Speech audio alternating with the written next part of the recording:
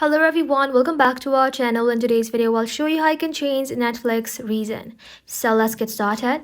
Whether you are using Netflix on the app or browser, some shows are not available in certain countries. So to change your Netflix reason, you need to change your IP address.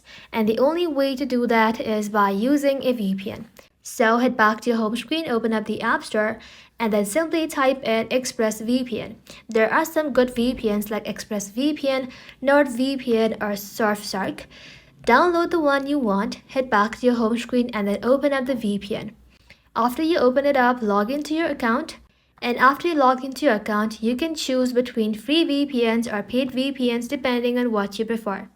Paid option usually work better for streaming. Choose a region you want to switch to. For example, if you want Netflix from US, you can connect to a US server. Select the server location and then tap on connect. Wait until the VPN confirms that you're connected. Once the VPN is connected, you can simply reopen and re-log into your Netflix app. Or you can refresh Netflix browser tab. Netflix will download content from the region you selected. And that is simply how you can change your Netflix region. Thank you all for watching. If this video was helpful, leave a like and sub, and I'll see you in the next one.